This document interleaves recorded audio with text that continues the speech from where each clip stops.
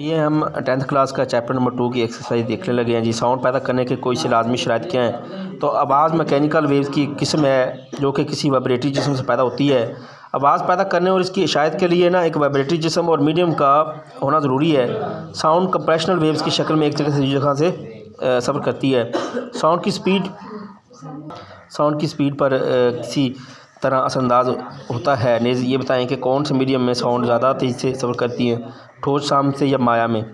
तो sound waves और sound की स्पीड पर मीडियम बहुत ज़्यादा असरअंदाज होता है। साउंड वेव सिर्फ इस मीडियम में से गुजर सकते हैं जिसके ज़रात वाइब्रेट कर सकते हैं। साउंड वैक्यूम से नहीं गुजर सकती। साउंड की स्पीड का अनुसार मीडियम की नोयत पर होता है।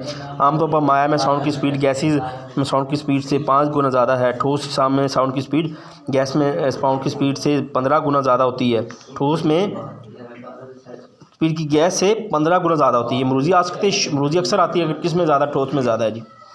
तो हमारे टाइम में इस तरह की जो है ना वो पास पेपर में इस तरह की चीज़ नहीं होती थी। ये बड़े अच्छी फीचर उन्होंने ऐड कर दी है। इसी तरह जी साउंड की मैकेनिकल नोयत की बात करें तो साउंड मैकेनिकल वेव्स हैं, इसलिए इनकी शायद के लिए मीडियम की ज़रूरत है। तो अगर मीडियम मौजूद ना हो तो साउंड की शायद मुकम्मल मुमकिन नहीं है।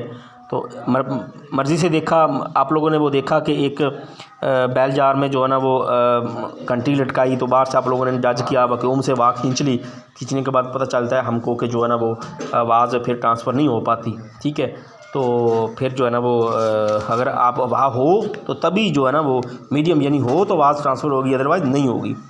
तो इसी तरह लॉन्गिट्यूडनल वेव्स के बारे में आप क्या जानते हैं जी। ऐसी वेव जिनमें मीडियम के ज़रात की वाइब्रेटरी मोशन की सिमत के मतवाज़ी होती है, लॉन्गिट्यूडनल वेव्स कहलाती हैं। आवाज़ मैकेनिकल वेव्स की किस्म है, शायद के लिए किसी मीडियम की ज़रूरत होती है।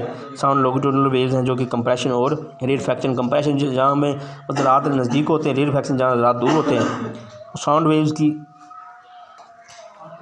साउंड के इंटेंसिटी लेवल का मतलब क्या आप जानते हैं। ठीक है, साउंड की लाउडनेस के फ़र्क L-L0। ठीक है, ये साउंड लेवल और ये मध्यम आवाज़ वाला जो साउंड लेवल है, साउंड लेवल ये साउंड का इंटेंसिटी लेवल कहते हैं। साउंड लेवल का फ़र्क क्या है जी। ठीक है, ये sound level log I/I0।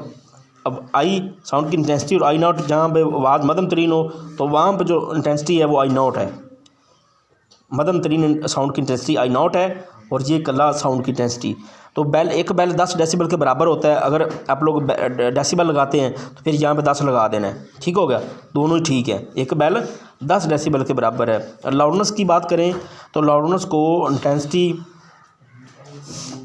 Level में मापा जाता है। यूनिट बेल है। लॉगरिथम स्केल का इस्तेमाल दर्जन कानून की वजह से है।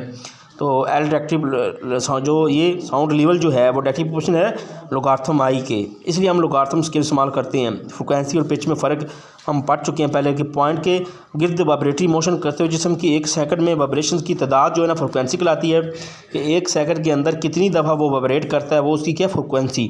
तो एफ से ज़ात किया जाता है। इसका यूनिट हर्ट्ज़ है और जो फ्रिक्वेंसी है वो टाइम पीरियड का रेसिप्रोकल है। टाइम पीरियड उसका रेसिप्रोकल है।